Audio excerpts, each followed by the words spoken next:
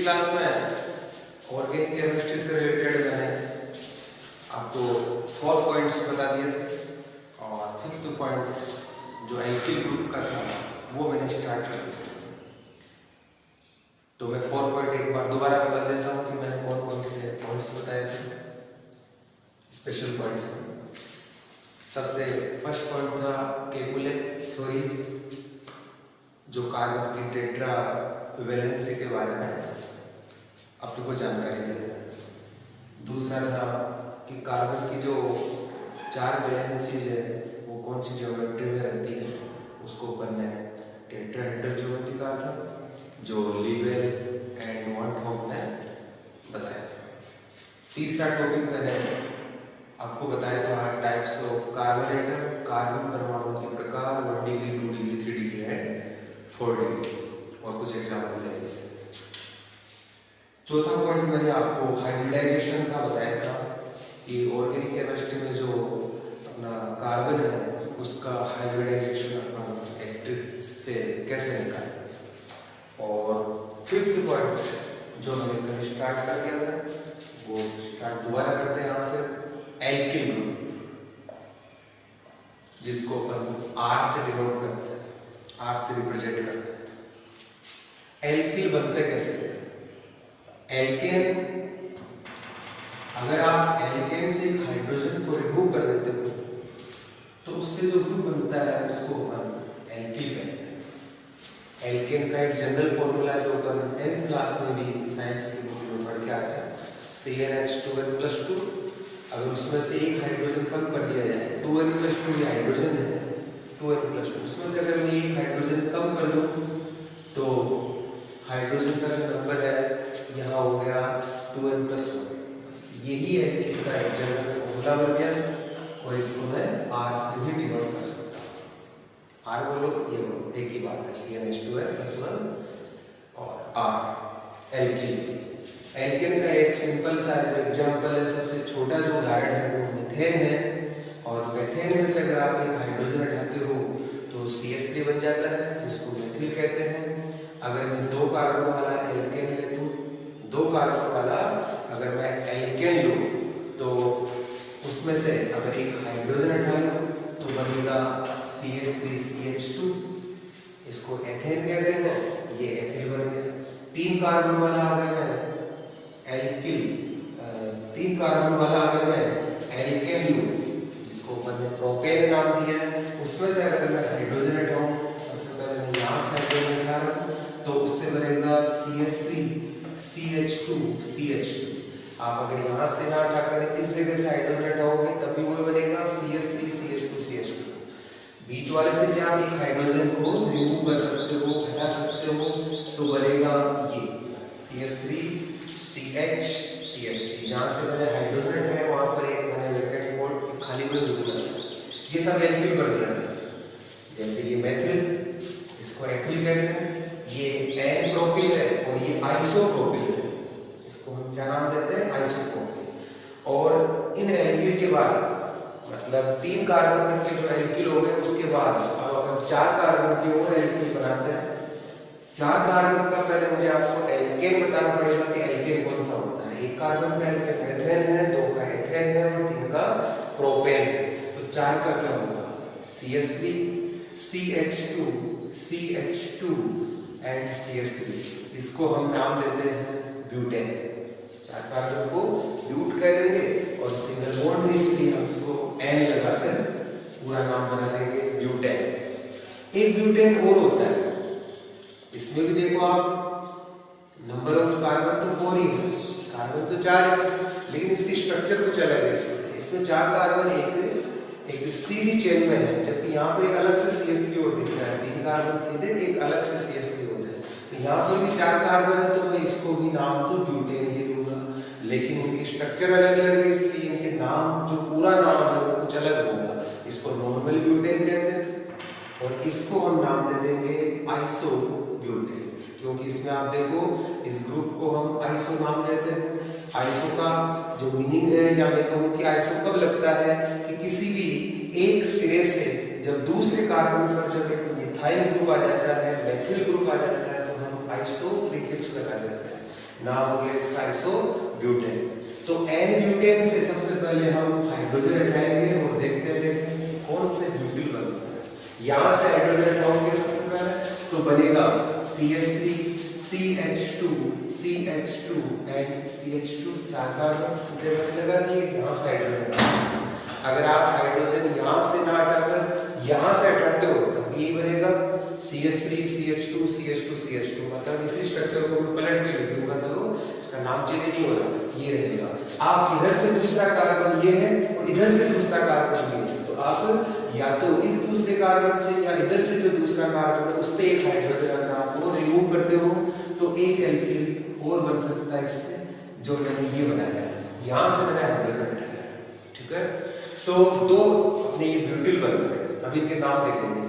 Isobutane से भी मैं अगर हाइड्रोजन हटाऊं तो क्या बनेगा? CH3 जो 3 दिख रहे हैं वो एक ही कार्बन से जुड़ रहे हैं, तो ये तीनों CH3 के जो हाइड्रोजन वो सेम है। आप चाहे हाइड्रोजन यहां से हटाओ, आप चाहे हाइड्रोजन यहां से हटाओ, आप चाहे हाइड्रोजन यहां से हटाओ, एक ही एल्किल बनेगा। जैसे ये बनेगा, मैंने हाइड्रोजन यहां से हटा दिया और हाइड्रोजन हटाकर मैंने एक खाली बंद लगा दिया। आप बीच वाले कार्बन से भी एक हाइड्रोजन हटा सकते हो यहां से। इस जगह से अगर आप एक हाइड्रोजन को रिमूव करते हो तो एक एल्किल और बन गया आपका। तो ब्यूटेन से ब्यूटिल बने। कितने बने ब्यूटिल? 1 2 3 एंड 4। चारों में देखो कार्बन 4 है, इसलिए चारों ब्यूटिल है। तो एक बार मैं लिख देता हूं कि ये चारों क्या है? ब्यूटिल। ये चारों ब्यूटिल तो है, ये तो कंफर्म है, लेकिन इन सब की स्ट्रक्चर अलग अलग है, इसलिए इनके नाम में जो प्रीफिक्स लगेगा वो कुछ ना कुछ अलग लगेगा, तभी इनका पूरा नाम बनेगा। ये जो है इसको हम एन ब्यूटिल नाम दे देंगे। एन ब्यूटिल से इन दोनों में से एक ब्यूटिल बना है एन ब्यूटिल, वो कौन सा होगा? ये एन ब्यूटिल। इसको हम नाम क्या देंगे? जहां से हाइड्रोजन हटा है वो हाइड्रोजन, या मैं कहूं जहां से हाइड्रोजन हटा है वो कार्बन, देखो आप कितने डिग्री, वो कार्बन 2 डिग्री कार्बन है, उससे अगर हाइड्रोजन हटा तो मैं इसको कह दूंगा कि ये सेकेंडरी ब्यूटिल है, द्वितीयक ब्यूटिल है। ये सेकेंडरी ब्यूटिल कहलाएगा क्योंकि जहां से मैं हाइड्रोजन हटाया है वो कार्बन सेकेंडरी कार्बन है। अब मैं इन दोनों ब्यूटिल की बात करता हूं तो आइसोब्यूटेन से भी एक आइसोब्यूटिल बनेगा, वो इनमें से कौन सा होगा? ये ग्रुप दिख रहा है आपको आइसो, तो आप इसी को नाम दे सकते हो आइसोब्यूटिल। तो फिर ये कौन सा ब्यूटिल है? इसको देखो आप, जहां से हाइड्रोजन हटाया है वो कार्बन कितने डिग्री कार्बन है? 1 2 एंड 3, मतलब ये टर्शरी कार्बन है, 3 डिग्री कार्बन है, इसलिए आप इसको नाम दे सकते हो कि ये टर्शरी ब्यूटिल है, तृतीयक ब्यूटिल है। इसको तृतीयक ब्यूटिल कह सकते हैं, टर्शरी ब्यूटिल कह सकते हैं। तो ब्यूटिल कितने हो गए? 4। कौन कौन से? N butyl, secondary butyl, isobutyl and tertiary butyl. अब हम चलते हैं आगे पेंटेन। जैसे मैंने ब्यूटेन से ब्यूटिल बनाए वैसे हमने पेंटेन से पेंटिल भी बनाए। तो वो कौन कौन से पेंटिल बनेंगे, उन सब की स्ट्रक्चर, उन सब का नाम, वो सब आपको देखना है। सबसे पहले मैं पेंटेन लेता हूं 5 कार्बन का एक लॉन्ग चेन, सीधी जो श्रृंखला है वो वाला।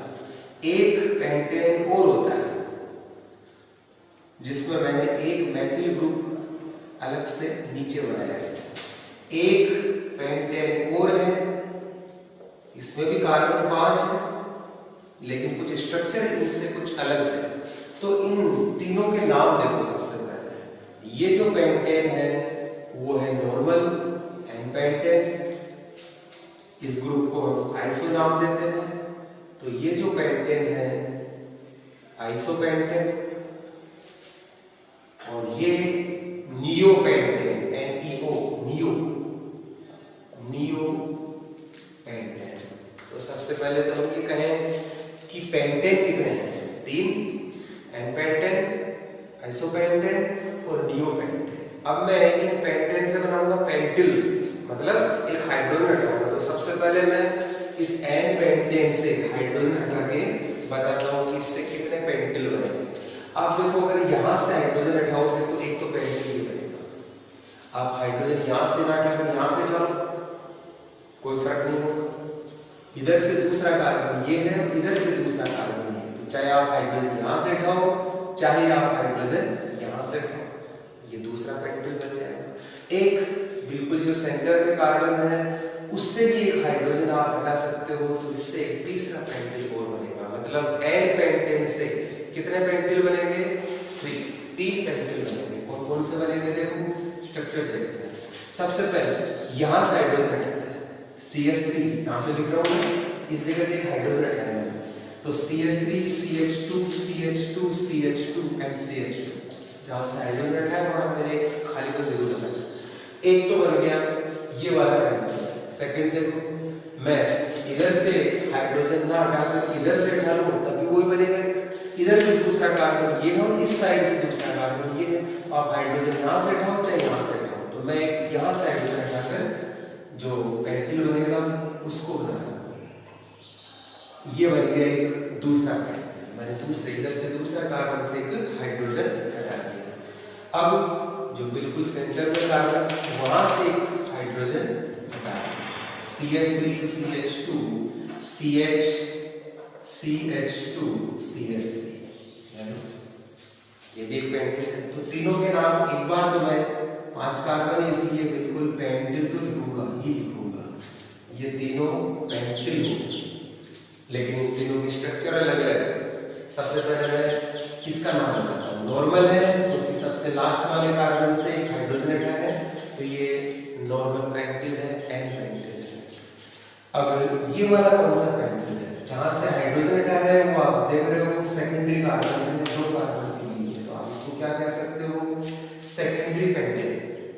इसको देखो, जहां से हाइड्रोजन हटाया है वो कार्बन भी 2 कार्बन के बीच है, मतलब ये भी सेकेंडरी कार्बन है। सेकेंडरी कार्बन से हाइड्रोजन हटाया तो ये भी सेकेंडरी पेंटिल। लेकिन फिर वही समस्या अपने सामने कि भाई 2 सेकेंडरी पेंटिल हो गए, लेकिन दोनों के स्ट्रक्चर अलग अलग है, इसलिए अभी तक इनका पूरा नाम निकल के नहीं आया। इन दोनों में से एक पेंटिल को हम नाम देंगे एक्टिव सेकेंडरी पेंटिल। एक्टिव, सक्रिय। सक्रिय या एक्टिव कब लगाता है? एक्टिव लगता है कि किसी कार्बन से अगर जो ग्रुप जुड़ रहे हैं या समूह जुड़ रहे हैं या कोई एटम जुड़ रहे हैं वो अगर अलग अलग हो तो हम कह देंगे कि वो एक्टिव कंपाउंड है। जैसे आप देखो सबसे पहले इसमें इस कार्बन को देखो, इस कार्बन से क्या क्या जुड़ रहे हैं? एक तो जुड़ रहा है H, एक जुड़ रहा है CH2 CH3 और उस साइड में जुड़ रहा है CH2 CH3। तो इस कार्बन से तो 2 सेम ग्रुप जुड़ रहे हैं, इसलिए ये एक्टिव नहीं है। क्योंकि मैंने एक्टिव के बारे में ये कहा है कि कोई ऐसा कार्बन जिससे जुड़े जो भी समूह हो वो सब अलग अलग हो। इसको देखो, इसमें इस कार्बन से जुड़े हुए ग्रुप कौन कौन से? तो H, एक CH3 और इस साइड जुड़ रहा है ये 3 कार्बन पहले, तो इधर एक कार्बन है, इधर 3 कार्बन है और एक हाइड्रोजन है, तो तीनों ग्रुप अलग नजर आ रहा है आपको, तीनों ग्रुप अलग है, इसलिए मैं कह दूंगा ये क्या है? Active secondary pentyl.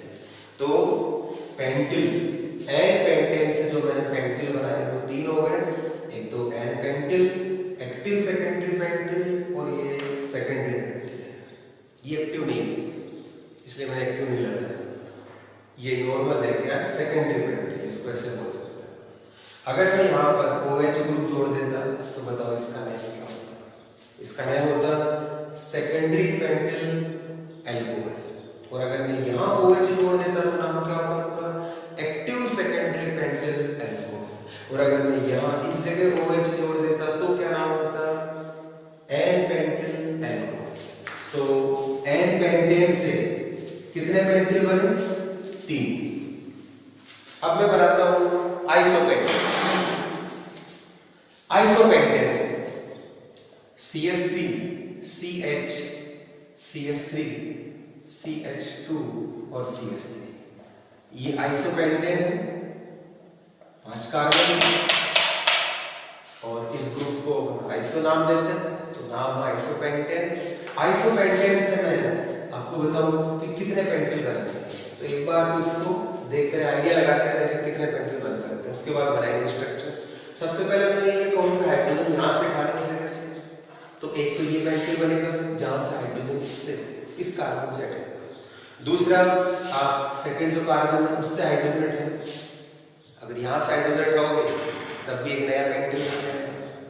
एक इस जगह से आप हाइड्रोजन हटा सकते हो तो एक तीसरा पेंटिल बन जाएगा। अब दो CH3 जो है वो सेम है, इन दोनों CH3 के जो हाइड्रोजन है वो सेम होंगे, वो इसी कार्बन से जुड़ रहे हैं, एक ही कार्बन से जुड़ रहे हैं, तो चाहे इससे हाइड्रोजन हटाओ चाहे आप इससे हाइड्रोजन हटाओ तो एक पेंटिल ही बन जाएगा। मतलब एक बार हाइड्रोजन यहाँ से हटाना है, एक बार यहाँ से हटाना है, एक बार यहाँ से हटाना है, एक बार यहाँ से भी हटाना है, तो पेंटिल कितने बनेंगे इसके? 4। सबसे पहले यहाँ से हाइड्रोजन हटाना है, CH3 CH CH3 CH2 CH2।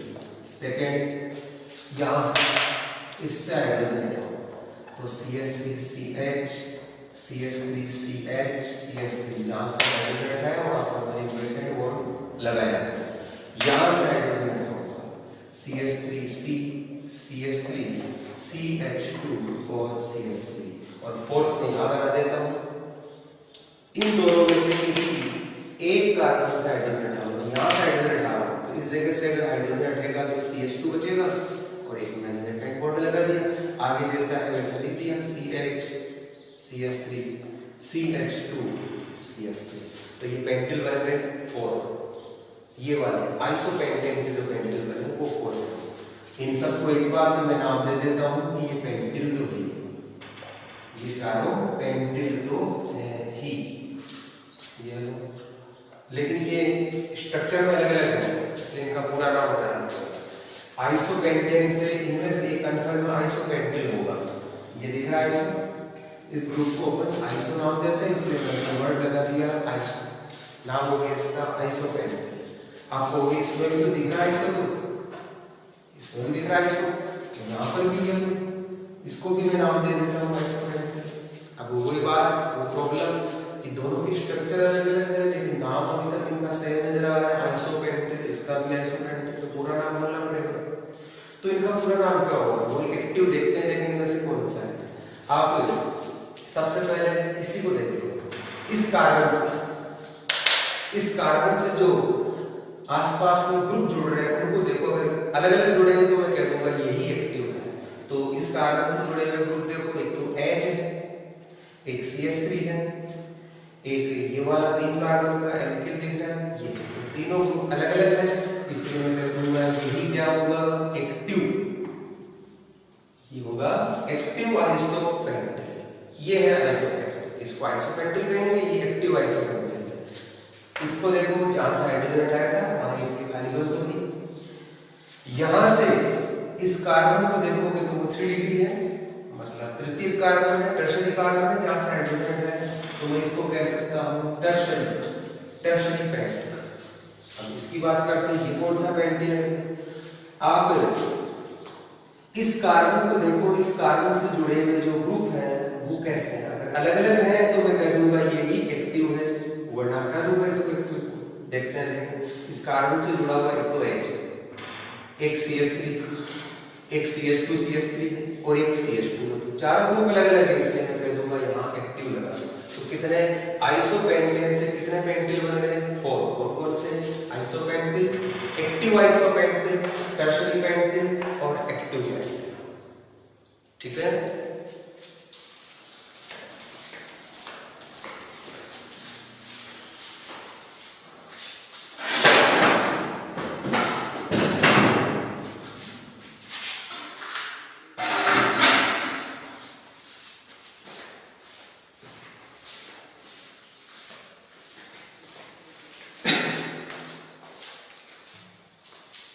बेटा इसको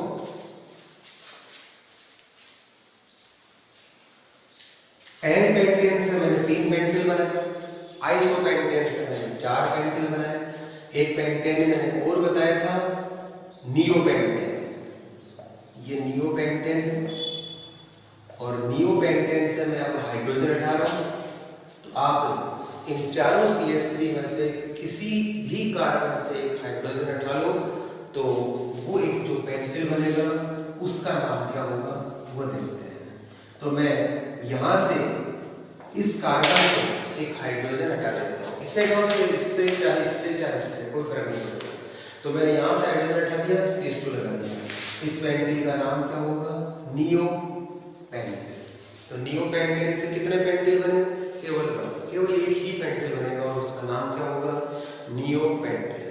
तो मैंने देखो आपको एल्किल कितने बता दिए, मतलब एल्केन से जो एल्किल बन रहे थे वो कितने बताया मैंने मेथिल बताया, एथिल बताया, n propyl, isopropyl, n butyl, secondary butyl, isobutyl, tertiary butyl.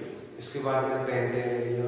N pentane से 3 बने, आइसोपेंटेन से 4 बने और नियोपेंटेन से 1 बन गया जिसका नाम है नियोपेंटेन। तो ये जो मैंने एल्किल बताए हैं वो आप इनके स्ट्रक्चर और इनके नेम अगर आप याद कर लेते हो तो आपके 12th क्लास और इससे आगे अगर आप कोई कंपटीशन दोगे तो इनसे रिलेटेड जो नाम बनेंगे उनमें किसी भी प्रकार की कोई प्रॉब्लम आपको नहीं आएगी। क्लियर?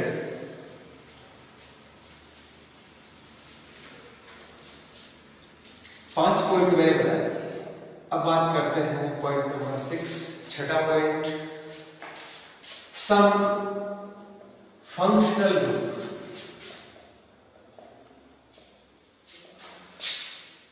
सम फंक्शनल ग्रुप, कुछ क्रियात्मक समूह अपन देखते हैं कि उन क्रियात्मक समूह को मैं अगर एल्किल के साथ जोड़ दूंगा तो उनके नाम अपन इजी वे में बना सकते हैं। तो वो क्रियात्मक समूह आपको मैं बता रहा हूं। इनमें सबसे पहला जो क्रियात्मक समूह है CN है, जिसको मैं नाम देता हूं साइनाइड, इसको साइनाइड कहते हैं। दूसरा NC को हम नाम देते हैं आइसोसाइनाइड। तीसरा जो क्रियात्मक समूह है फंक्शनल ग्रुप है OH, और OH को मैं एल्कोहल कहता हूं। SH को हम नाम दे देते हैं थायोएल्कोहल, और NH2 एमीन होता है, और छठा है CO जिसको कीटोन कहते हैं, और एक सातवां और है, यहां लिख देता हूं O, जिसको ईथर कहते हैं।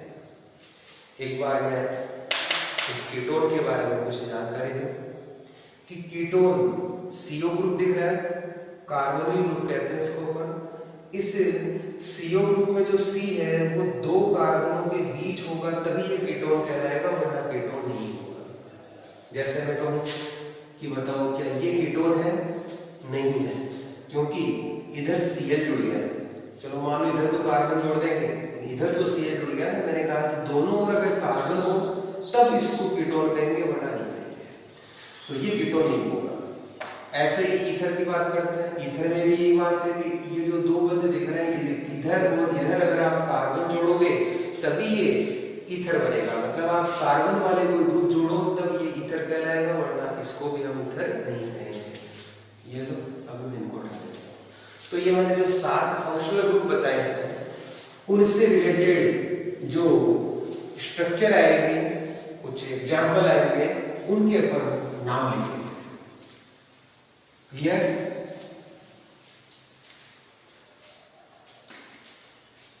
अगला पॉइंट देखते हैं। ये पॉइंट तो अब 7वां पॉइंट अपन देखते हैं, point number 7, some common name of organic compound.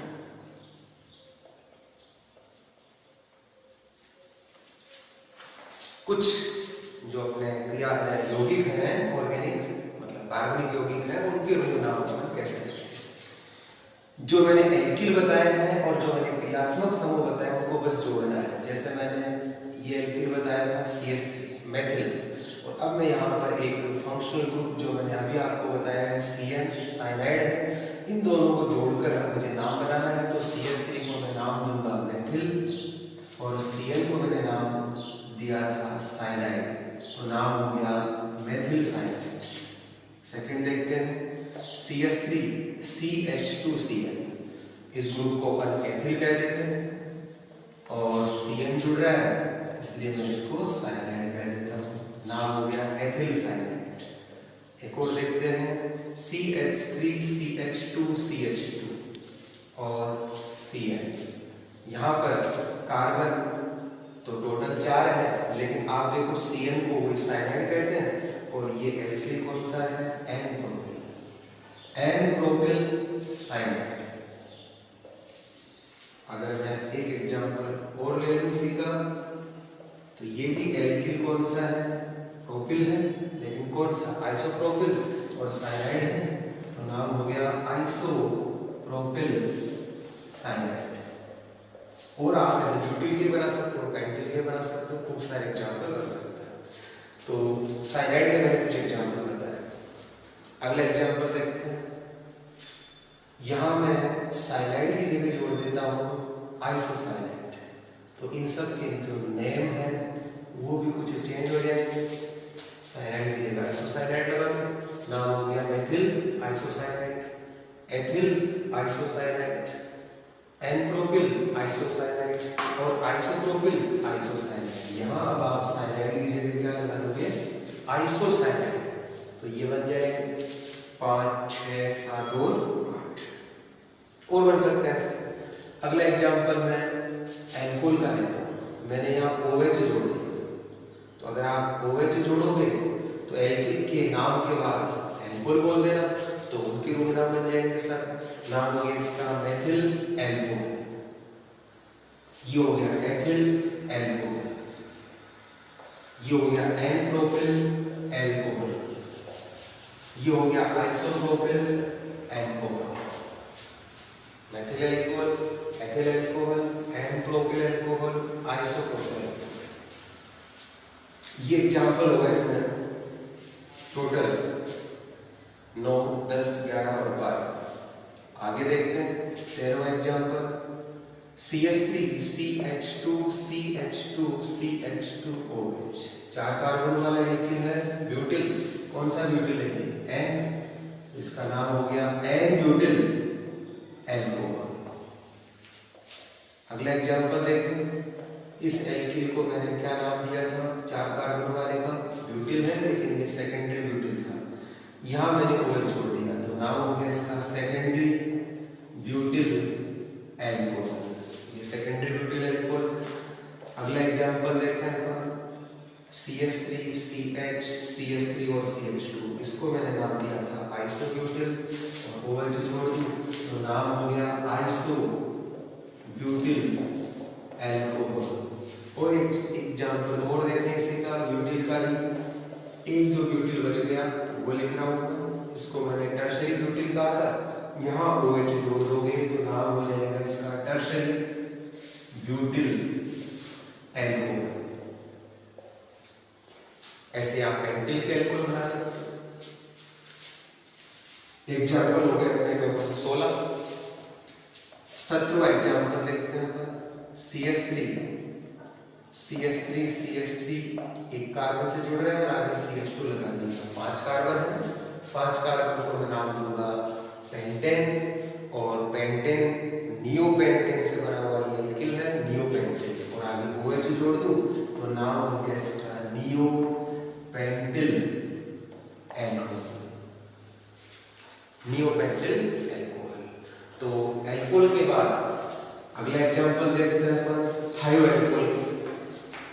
18वां example CH3SH methyl थायो एल्कोहल। CH3 को मेथिल कहते हैं और SH को थायो एल्कोहल कहते हैं, तो नाम हो गया मेथिल थायो alcohol.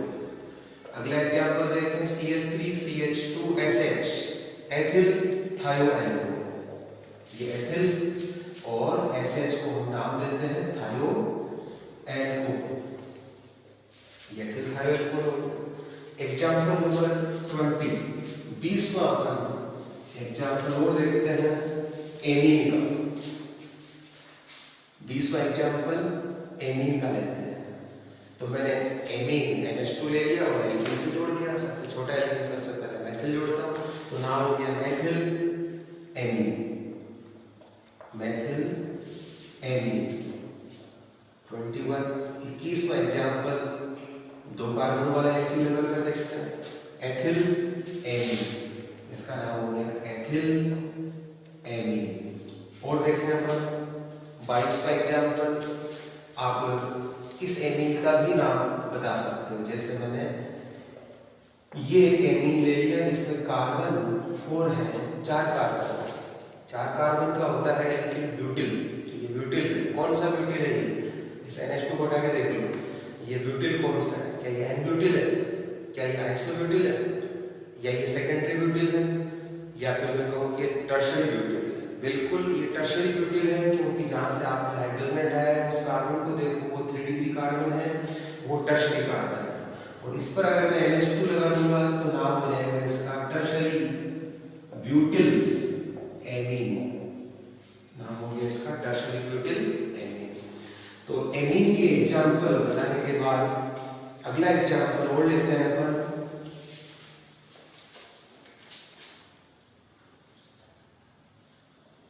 CH3CO CH3 ketone. CO ketone है क्योंकि 2 कार्बनों के बीच है। तो कीटोन कौन सा है?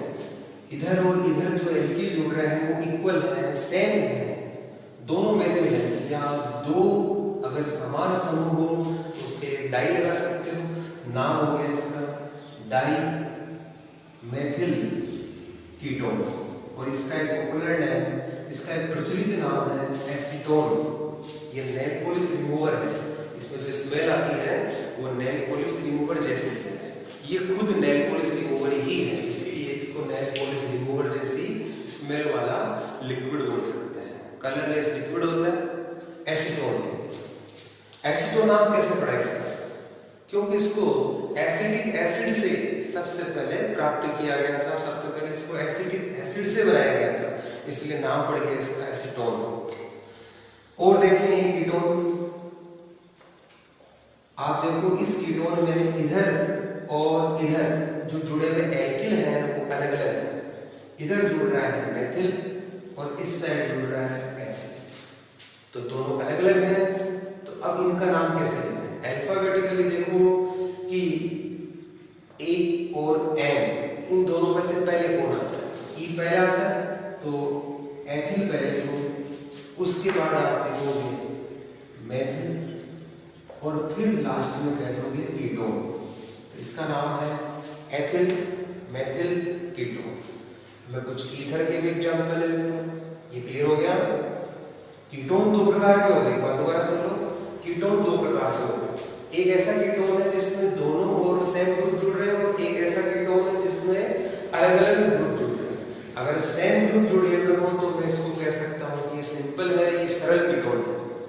और अगर अलग अलग ग्रुप जुड़ रहे हो, डिफरेंट ग्रुप हो, तो मैं इसको कह सकता हूँ कि ये मिश्रित कीटोन है। एक सिंपल हो गया, एक मिक्स्ड हो गया, एक सिमेट्रिक हो गया, एक एसिमेट्रिक हो गया, एक सममित कीटोन, एक असममित कीटोन, या एक सरल कीटोन और एक मिश्रित कीटोन।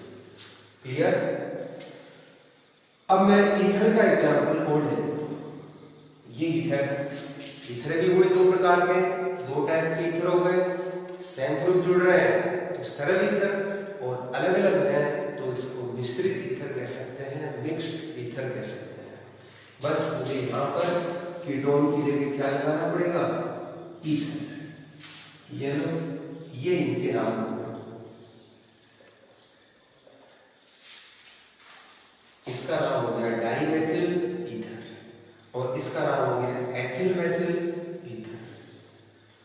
तो जो मैंने क्रियात्मक समूह, जो मैंने फंक्शनल ग्रुप अभी भी लिखे थे, उनसे जो ऑर्गेनिक कंपाउंड बने उनके मैंने आपको कॉमन है, उनके मैंने आपको रूट नाम बताया है। यहाँ तक क्लियर है आपका टॉपिक? तो आगे चलते हैं।